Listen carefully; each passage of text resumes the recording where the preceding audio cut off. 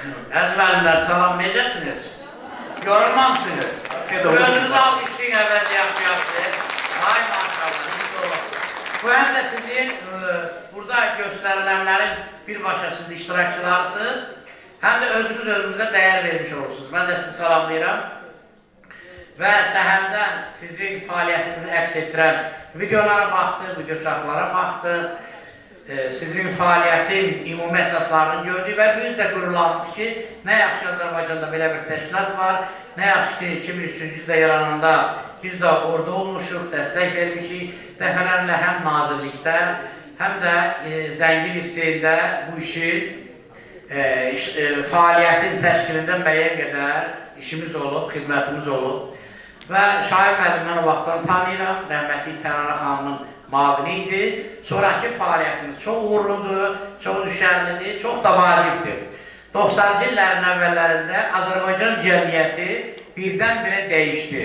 Yeni sistemlər, yeni münasibətlər, yeni dərslik, yeni münasibət, yeni yanaşma başladı.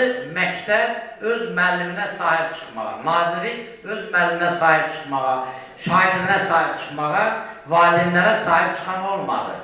Əvvəlki Sovet məktəbinin əsas funksiyası biri də valideynlərin pedaqoji maarifləndirilməsi idi.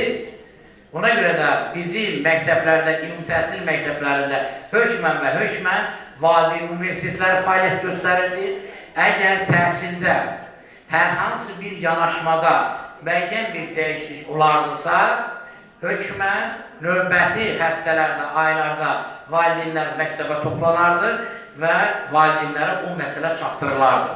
90-cı illərdə bu sistem dağıldığına görə, məktəblə valideyn arasında əlaqə kəsildiyinə görə valideynlər bir növ nəzarətsiz qaldı.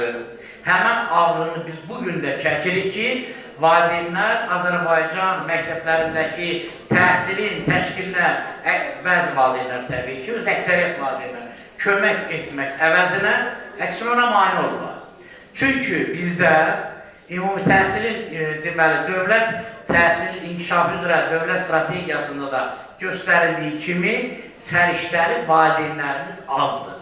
Təbii ki, valideynlərimizin o pedaqoji təhsili valideynlərimiz çıxırıq kənara, digər sahədə çalışan valideynlərin pedaqoji səriştəsi az olduğuna görə həmişə bir fikir formalaşdırırlar. Nazir dəyişdi, yəqin kurikulum da dəyişəcək. Bu kurikulum təhsilin məzmunudur da. Sovet dövründə də mütəmadi olaraq təhsilin məzmunu dəyişir. İndi adı kurikulum olmayıb, təhsil proqramı olubdur. Nə olsun ki, nəyi dəyişəcək?